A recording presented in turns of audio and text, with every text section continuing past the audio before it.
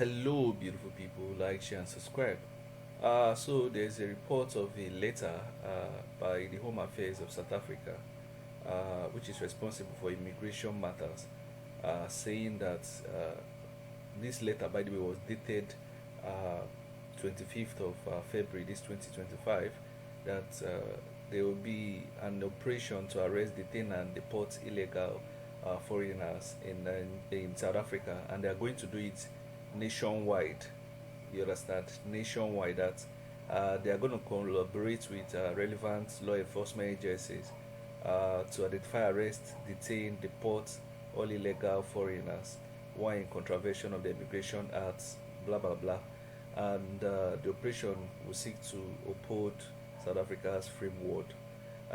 So they are also saying that foreign nationals without valid documentations should regularize their stay or voluntarily depart the country before the commencement of the operation to avoid legal action. That's it. And let me stop there. First of all, before I start telling you what's going to happen, the South African public is citing a march. This march, they say they want to protest this march against foreigners. I didn't pay attention to the date, but they say they're going to do it this March. They are calling on the public. They want a mass rally. To a lot of black South Africans, or even South Africans, they believe that foreigners are the problem of the country. And they believe that once foreigners leave, the problems of the country will automatically end.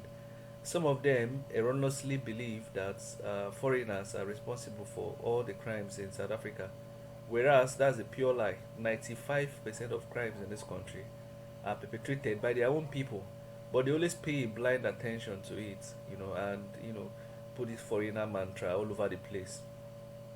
First of all, I want to even say that South African economy is dying, and if you have lived there, even when I lived there, you could clearly see that the economy was dying. But I want to advise you: don't come here. It's not only Nigerians that are targeting; they use Nigerians as the epicenter of their whole madness. It's not only Nigerians that are attacking. It's all. Once you're an African, a South African can hate you, but will like to ask money from you. They can hate you, like I always used to say. They can hate foreigner money, but they want that foreigner money too.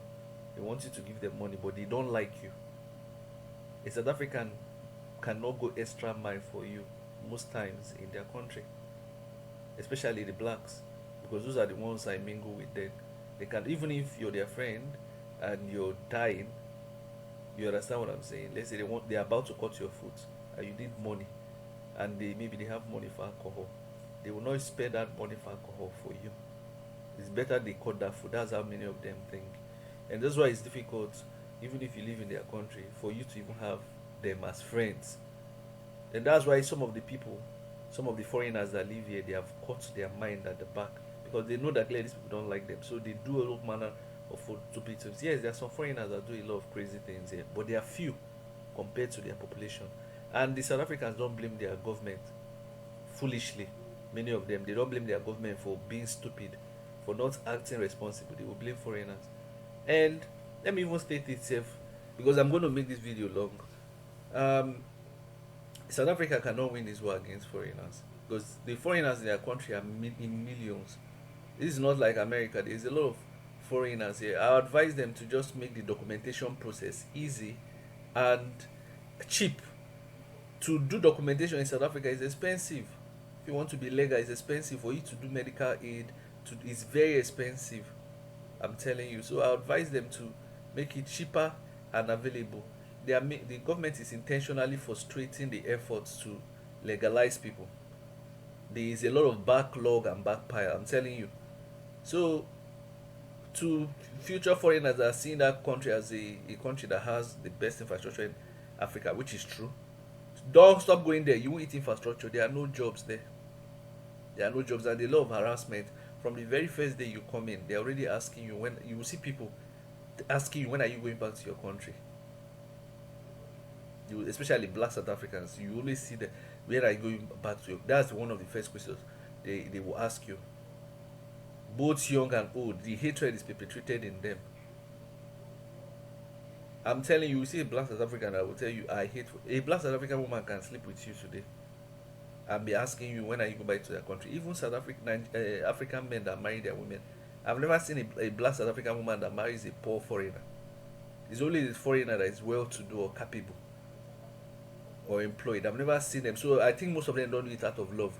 And I've never seen, I don't know, maybe they are, but I've never seen a black South African woman that marries a foreigner that she doesn't have a child. Most of them have two children. You understand? There must be a child there. So that means they're marrying you because they're looking for survival, not because they love you. Do you understand what I'm saying? Most of them I'm saying. Most of them I'm saying. That's how they get married. So it's not only Nigeria they're going to target in this thing. They're going to target, and I'm seeing. I saw something in the comment section that this is a fake something. But even if it's fake, even if this letter is fake, that is the minds of many of them. If it's possible today for them to start catching foreigners, they'll start catching them.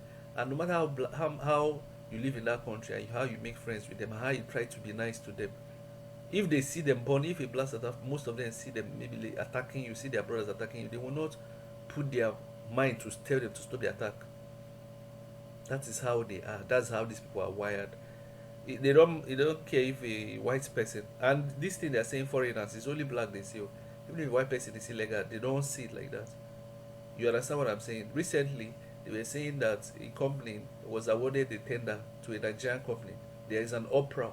But Chinese and other people are giving uproars. In Nigeria, South African companies are giving tenders. But there's no uproar. This thing is going to backfire to them at the end of the day. They should continue. They should go and ask Ghana what Ghana did to Nigeria. When Ghana deported Nigeria initially, later, many years later, Nigeria retaliated. It might not be today.